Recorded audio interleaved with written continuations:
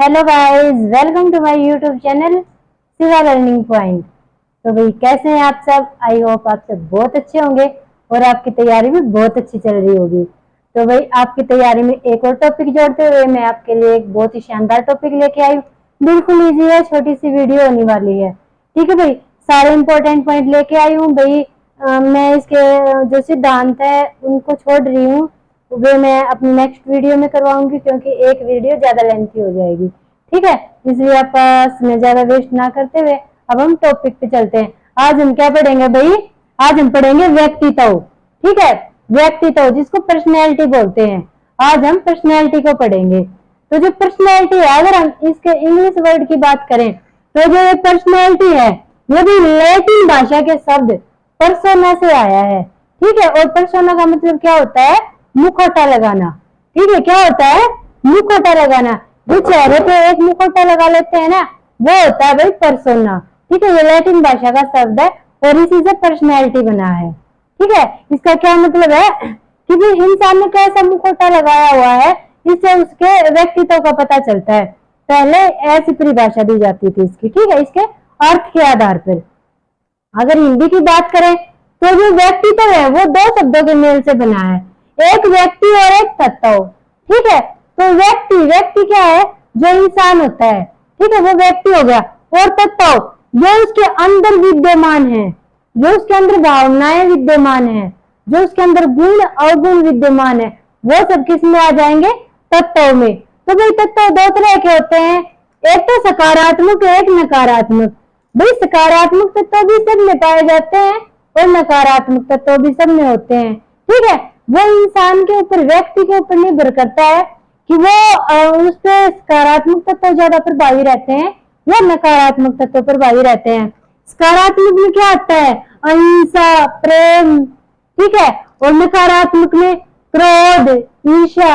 मतलब जितने भी पॉजिटिव पॉइंट है, जितने पॉजिटिव पॉइंट है, ये मैंने एग्जाम्पल के तौर पे लिखे हैं। इसके आप जितने चाहो उतने पॉइंट बना सकते हो। जैसे खुशी हो गया, भाई किसी की मदद करके किसी को खुशी मिल रही है, वो भी उसका सकारात्मक पॉइंट है।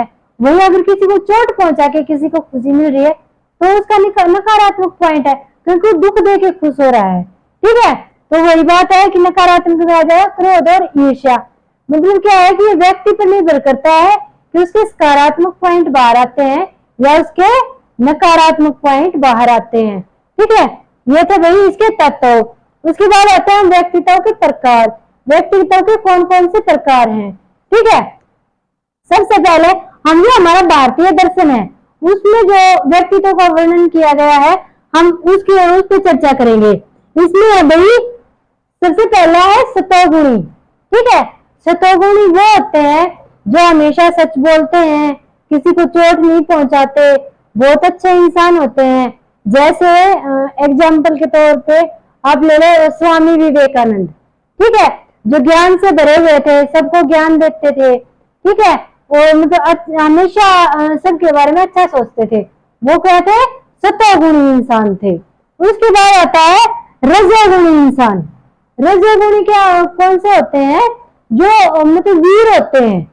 जो वीर होते हैं, शरीर से भरे पूरे होते हैं, जो दूसरों की रक्षा करते हैं, जो रक्षात्मक प्रवृत्ति रखते हैं। जैसे महाराणा प्रताप। ठीक है, जैसे महाराणा प्रताप हुए, भगत सिंह हुए। ठीक है, वो है रजोगुणी। फिर आते हैं तमोगुणी। तमोगुणी क्या होता है? तम का मतलब तो वैसे ही अंधकार होता है, तो तमोगुणी जिसमें नेगेटिव गुण होते हैं। ठीक है, जो दूसरों को दुख दे रहे हैं, दूसरों को तकलीफ दे रहे हैं, जो खुद मतलब कि स्वयं प्रवृत्ति के हैं। ठीक है, वो आ जाएंगे हमारे तमोगुणी। ठीक है, तो भारतीय दर्शन में कितने बताए हैं व्यक्तित्व? 3 प्रकार के, सतोगुणी, रजोगुणी, तमोगुणी। ठीक है, याद कर लेना। सतोगुणी आप एग्जाम्पल से याद कर लेना। सतोगुणी जैसे कि स्वामी विवेकानंद, रजोगुणी जैसे कि भगत सिंह हो गए, और तमोगुणी अपने आसपास कोई भी ऐसा इंसान देख लो जो भी दूसरों को दुख पहुंचा के खुश हो रहा है। ठीक है, जिसको दूसरों से बात करने में कोई इंटरेस्ट नहीं है, जो मतलब कि बिल्कुल सामाजिक ही नहीं है, तो इस टाइप का जो होगा वो तमोगुणी हो जाएगा। ठीक है, उसके बाद सेकंड पॉइंट पे आते हैं। ये हिप्पोक्रेटस थे, ये एक मनोवैज्ञानिक थे। इन्होंने व्यक्तित्व के 4 गुण बताए। ठीक है, इसमें एक दिया रक्त पित्त, फिर दिया पीले पित्त, फिर दिया काले पित्त, फिर दिया कफ पित्त। ठीक है, रक्त पित्त, पीले पित्त, काले पित्त, कफ पित्त। तो इन्होंने बोला कि जो रक्त पित्त वाले होते हैं उनमें जो मतलब खून की मात्रा ज्यादा होती है, वो हष्ट पुष्ट होते हैं, वो मिलनसार होते हैं। ठीक है, जो रक्त पित्त वाले होते हैं वो मिलनसार होते हैं, हष्ट पुष्ट होते हैं। ठीक है, वैसे इनका बहुत कम पूछा जाता है। ठीक है, ये 4 ज्यादा पूछे जाते हैं, ये कम पूछा जाता है, फिर भी आप याद कर लेना, एग्जाम में आ सकते हैं। फिर आते हैं पीले पित्त वाले। जो पीले पित्त वाले इंसान होते हैं वो कैसे होते हैं भाई? वो बिल्कुल दुर्बल होते हैं।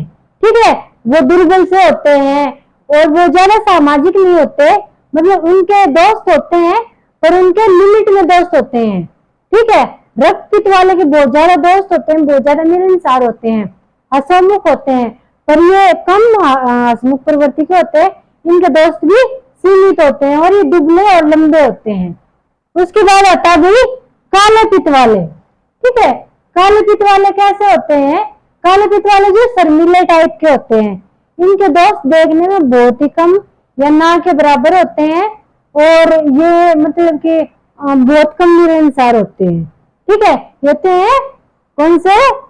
काले पित्त वाले। और कफ पित्त वाले कौन से होते हैं? भाई ये दुष्ट व्यक्ति होते हैं, जो दूसरों को दुख देके खुश होते हैं, वो होते हैं इस कफ पित्त वाले। ठीक है, कफ पित्त वाले इंसान होते हैं। उसके बाद आता है व्यक्तित्व का जुंग के अनुसार वर्गीकरण। ठीक है, जो जुंग महाशय हैं इन्होंने कहा कि व्यक्तित्व तो 3 प्रकार का होता है, अंतर्मुखी, बहिर्मुखी और उभयमुखी। ठीक है, अंतर्मुखी, बहिर्मुखी और उभयमुखी। तो अंतर्मुखी कौन से होते हैं भाई? जो अपने अंदर ही खुश रहते हैं। ठीक है, दुनियादारी से उनको कोई मतलब नहीं होता, वो अपने अंदर ही खुश रहते हैं। और दूसरा क्या है कि जो अंतर्मुखी होते हैं उनके भाई दोस्त भी सीमित होते हैं, क्योंकि वो ज्यादा मिलनसार नहीं होते ना, इसलिए। फिर आता है बहिर्मुखी सामाजिक प्राणी होते हैं, उनके दोस्त बहुत ज्यादा होते हैं, वो हंसमुख होते हैं, मिलनसार होते हैं। फिर आता है उभयमुखी जिसमें अंतर्मुखी और बहिर्मुखी दोनों के गुण पाए जाते हैं। ठीक है, वो होता है उभयमुखी। उसके बाद आता है क्रेचमर के अनुसार ये हो गए भाई स्थूलकाय, सुडौलकाय, क्षीणकाय और मिश्रितकाय। इन्होंने कहा कि वे इन्होंने नहीं, ये जो दोनों है ना क्रेचमर और सैडर, इन्होंने क्रेचमर और सैडर ने जो शारीरिक संरचना है, हमारी शारीरिक संरचना के आधार पर इन्होंने व्यक्तित्व का वर्गीकरण किया है। ठीक है, अब आता है क्रेचमर के अनुसार। ठीक है, तो क्रेचमर के अनुसार जो ये व्यक्तित्व होता है वो 4 प्रकार के होते हैं व्यक्ति। इन्होंने शारीरिक संरचना के आधार पर व्यक्तित्व का वर्गीकरण किया है। तो एक काय इन्होंने स्थूलकाय, फिर सुडौलकाय, फिर क्षीणकाय, फिर मिश्रितकाय। ठीक है, तो स्थूलकाय, स्थूल वो होते हैं जो गोल मटोल होते हैं, मोटे तगड़े होते हैं, हंसमुख होते हैं, जो महफिल में चले जाते हैं तो महफिल की जान बन जाते हैं। ठीक है, वो कौन से होते हैं? स्थूलकाय इंसान। ठीक है, हंसमुख प्रवृत्ति के, गोल मटोल और ज्यादातर ये दोनों होते हैं। ठीक है, उसके बाद आता है सुडौलकाय जो हष्ट पुष्ट होते हैं, मतलब पूरे लंबे तगड़े बिल्कुल हष्ट पुष्ट इंसान होते हैं, वो होते हैं सुडौलकाय होते हैं। ये वीर होते हैं। ठीक है, ये किसी भी कार्य को करने से घबराते नहीं है और ये मिलनसार भी होते हैं और ये हंसमुख भी होते हैं। उसके बाद आता है क्षीणकाय कौन से होते हैं? जो बिल्कुल दुर्बल होते हैं, शर्मीले होते हैं, ये किसी से ज्यादा मिलते जुलते भी नहीं है, ये शर्मीली प्रवृत्ति के होते हैं, दुर्बल पतले होते हैं। और फिर मिश्रितकाय जिसमें तीनों की विशेषताएं होती हैं। ठीक है, वो ज्यादा लंबे भी हैं, तगड़े भी हैं, उनका पेट भी इतना बाहर निकला हुआ है, वो शर्मीले भी हैं, मतलब इस टाइप से जिसमें तीनों की विशेषताएं आ जाएंगी, वो कौन सा हो जाएगा? मिश्रितकाय प्रवृत्ति। कौन सा हो जाएगा भाई? मिश्रितकाय प्रवृत्ति। उसके बाद लास्ट में है सेल्डन के अनुसार। ठीक है, सेल्डन के अनुसार इन्होंने भी शारीरिक संरचना क्या करते हैं, व्यक्तित्व का वर्गीकरण किया। तो इन्होंने कहा कि एक गोलाकार, एक आयताकार, एक लंबाकार। तो गोलाकार, गोलाकार वही जो गोल मटोल होते हैं, मोटे तगड़े गोल मटोल हसमुख प्रवृत्ति के मिलनसार। और जो आयताकार, आयताकार मतलब जो लंबे चौड़े होते हैं, जो वीर होते हैं, योद्धा होते हैं, ठीक है। और फिर लंबाकार जो दुबले पतले होते हैं, लंबे होते हैं, मिलनसार कम होते हैं, उनमें हीन भावना भी होती है, ठीक है भाई। ये था व्यक्तित्व का वर्गीकरण, 5 मनोवैज्ञानिकों ने वर्गीकरण किया है, इनको याद कर लेना। भारतीय दर्शन के अनुसार सतोगुणी, रजोगुणी, तमोगुणी। हिप्पोक्रेटस के अनुसार रक्तपित्त, पीले पित्त, काले पित्त और कफ पित्त। जुंग के अनुसार अंतर्मुखी, बहिर्मुखी, उभयमुखी। क्रेचमर के अनुसार स्थूलकाय, सुडोलकाय, क्षीणकाय, मिश्रितकाय। और साइडन के अनुसार गोलाकार, आयताकार और लंबाकार। ये थे भाई व्यक्तित्वों के वर्गीकरण, ठीक है। उसके बाद आता है एक, ये देख लो भाई, व्यक्तित्व का मांग का सिद्धांत। वैसे इसके 5 सिद्धांत है, ठीक है। 5 सिद्धांत ये इन्होंने दिए हैं, ठीक है, इन्होंने दिए हैं। हिप्पोक्रेटिस ने दिया, जुंग ने दिया, क्रेचमर और साइडल ने दिया शारीरिक आधार पर, ठीक है। अब यहाँ पे जो सबसे इम्पोर्टेंट है, जो एग्जाम में बार बार आ रहा है, हम उस पर चर्चा करेंगे, वो है भाई अब्राहम मैस्लो का व्यक्तित्व का मांग का सिद्धांत, ठीक है। व्यक्तित्व का निर्माण किससे होता है भाई, मांग से होता है। कि व्यक्तित्व की मांग क्या क्या है, व्यक्ति की क्या क्या मांग है। सबसे पहले उन्होंने कहा कि शारीरिक आवश्यकता, कि व्यक्ति का व्यक्तित्व कैसा होगा, ये उसकी शारीरिक आवश्यकता पर निर्भर करेगा कि उसके शरीर की आवश्यकता कैसी है, ठीक है, उसका शारीरिक आकार कैसा है।